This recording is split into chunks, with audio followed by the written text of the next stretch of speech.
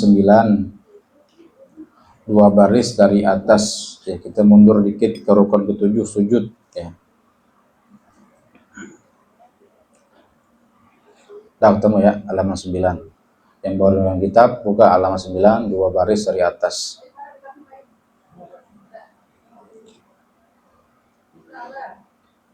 Bismillahirrahmanirrahim.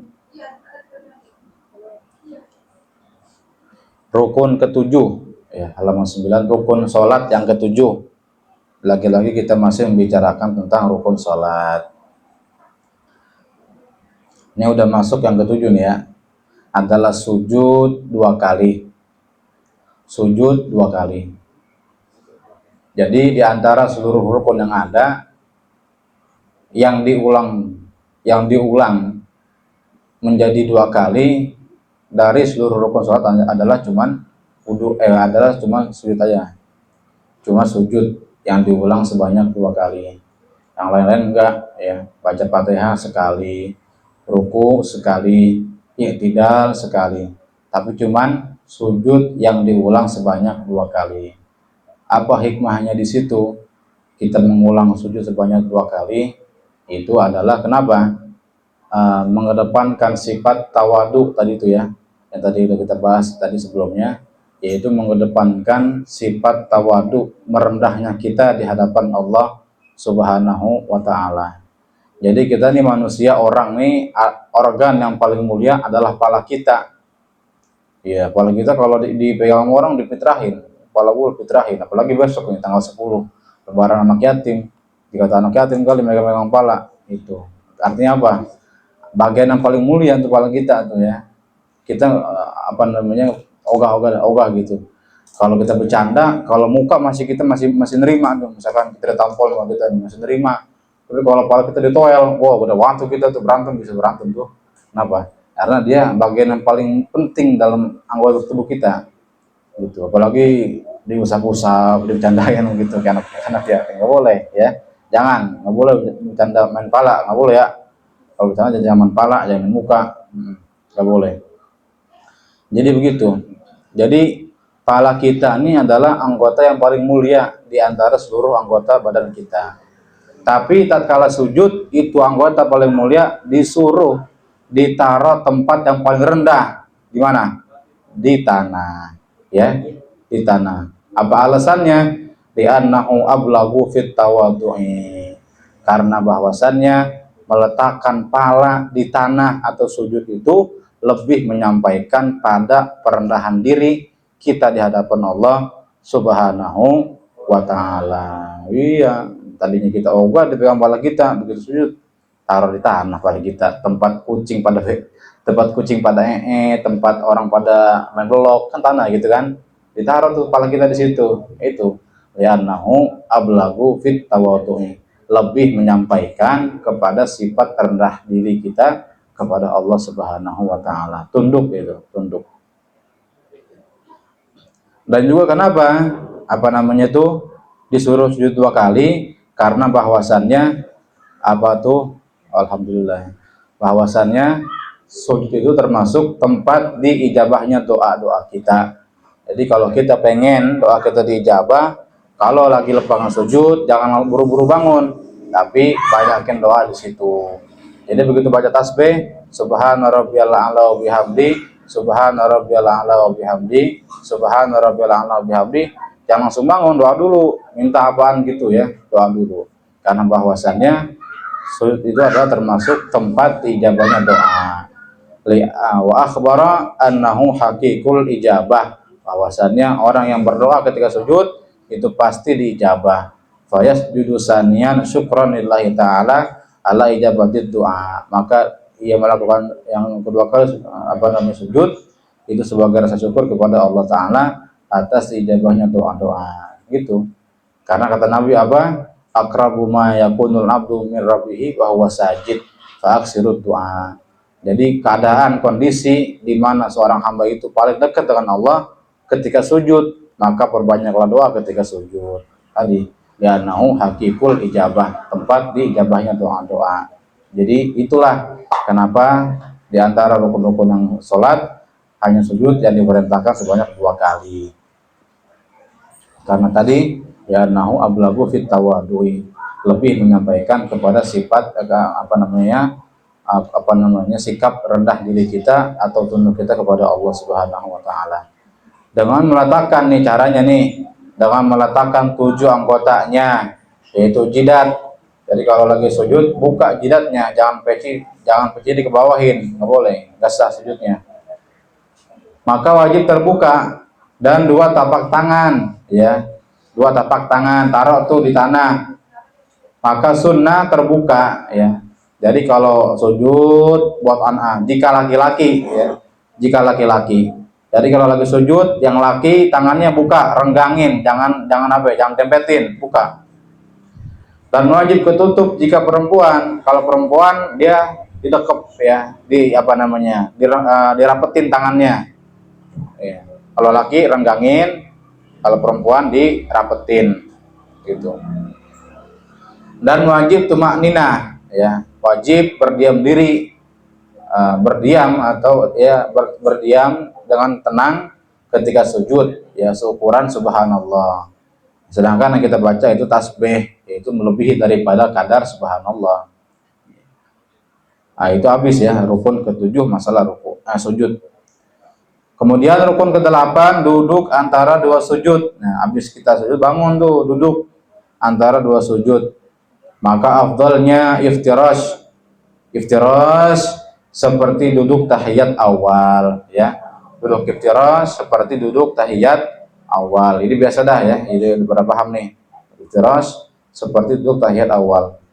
Dan duduk istirahat, ya. Duduknya seperti duduk tahiyat dan duduk istirahat. Adapun artinya iftirash yaitu duduk di atas tapak kaki kiri. Duduk di atas tapak kaki kiri. Siapa yang contohin ya? Nah, sini Sajili, contohin. Maju sini. Biar nih biar kenal. Biar jadi artis Sajili nih. Artis Al Hasani. Duduk. Sono. Sajili madep sono, kakinya ke sono.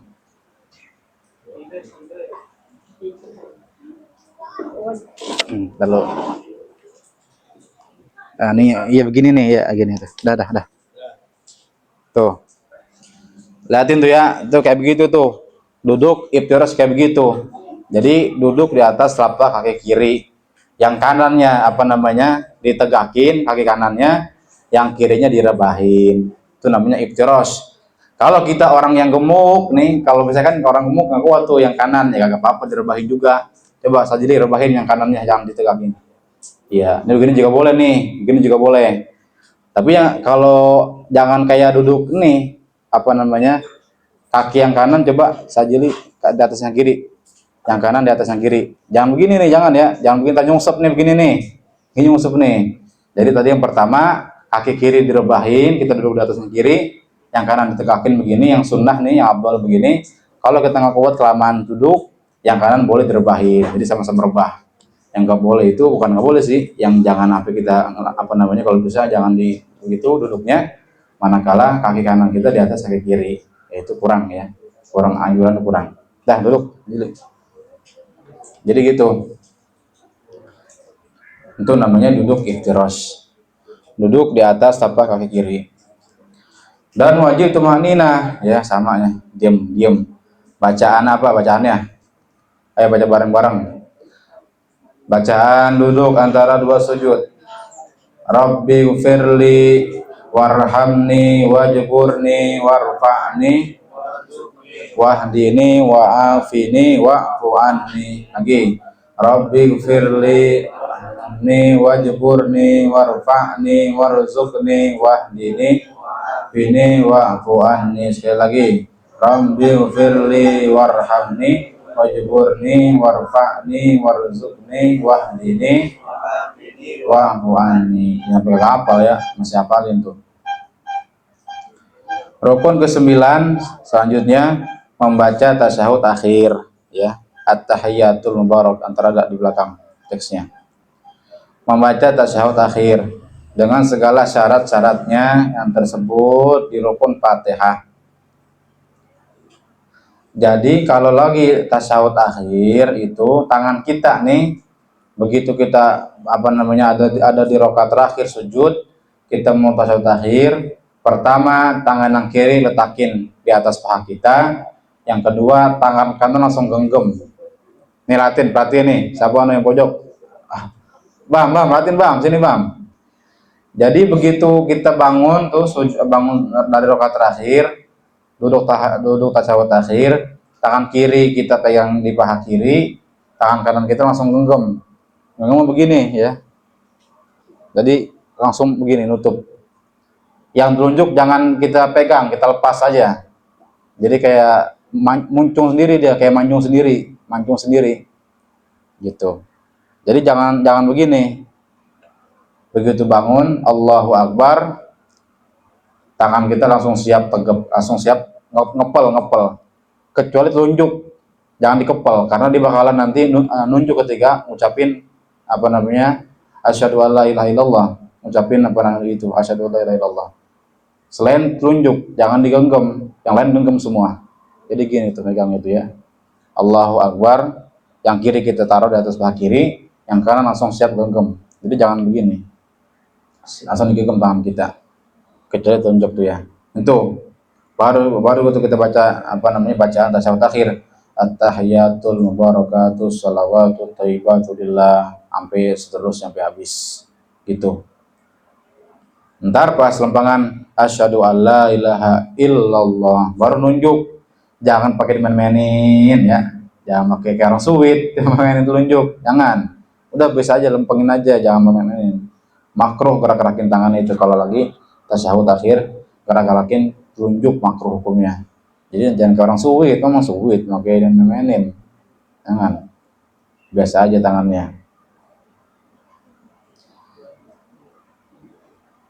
Membaca tasyahud akhir ya. Rukun ke-10 duduk di dalam membaca tasyahud akhir. Maka afdalnya tawarruk. Ya, ini tawarruk sama dah yang kita udah pernah paham. Jadi kalau duduk ketika tasyahud awal namanya iftirash, kalau tasyahud akhir namanya tawarruk. Artinya mengeluarkan kaki kiri dari sebelah bawah kaki kanan. Berduduk di atas tikar. Rukun ke-9, rukun ke-11 membaca salawat atas Nabi Muhammad Sallallahu Alaihi Wasallam di tasyahud akhir. Maka sekurang-kurangnya mengucapkan apa? Allahumma salli ala Muhammad, Allahumma salli ala Muhammad. Itu jadi baca salawat. Abdullah apalagi? Abdullah yang dalam baca salawat Ibrahimiyah, kita dapat hafal tuh. Allahumma salli ala sayyidina Muhammad wa ala ali sayyidina Muhammad kama shallaita ala sayyidina Ibrahim wa ala ali sayyidina Ibrahim, sampai habis tuh namanya salawat Ibrahimiyah itu. Allahumma salli ala sayyidina Muhammad kama shallaita ala sayyidina Ibrahim wa ala ali sayyidina Ibrahim wa barik ala sayyidina Muhammad. Ayo baca bareng-bareng dah. Ayo, bismillahirrahmanirrahim. Allahumma salli ala sayyidina Muhammad wa ala ali sayyidina Muhammad kama sallaita ala sayyidina Ibrahim wa ala ali sayyidina Ibrahim wa barik ala sayyidina Muhammad wa ala ali sayyidina Muhammad kama barakta ala sayyidina Ibrahim wa ala ali sayyidina Ibrahim fil alamin innaka Hamidum Majid. Itu namanya apa salawatnya? Salawat Ibrahimiyah yang kita baca. Adapun afdalnya maka nanti akan datang pula dengan segala maknanya. Ntar ada lagi penjelasan yang akan lebih panjang. Rukun ke-12 memberi salam. Maka sekurang-kurangnya assalamu alaikum sekali. Jadi yang perlu kita tahu, yang perlu kita paham, ketika salam itu mulai salamnya ketika kumnya. Assalamu alaikum baru kita salam, baru nengok. Jangan baru assalam, baru dilam tuh, baru assalam kita nengok, batal tuh sembayangnya. Ya jangan. Jadi emang apa namanya? Waktunya kita nengok itu adalah ketika salam, ketika kumnya. Ketika kum, assalamualaikum warahmatullah. Kalau ada tambahan warahmatullahnya, yang penting udah sampai kumnya dulu. Assalamualaikum warahmatullah. Kalau bisa habisin, kalau bisa si Abdullah habisin dulu. Assalamualaikum warahmatullah baru salam. Assalamualaikum warahmatullah baru salam. Jangan baru assalam langsung hibrid kalau di musola tuh. Saya foto kerjaan itu begitu tuh. Baru assalam, baru belum udah hibridnya di musola. Ya, gitu. Dan yang kedua, kalau salam badan kita jangan sampai ngikut nengok, ya.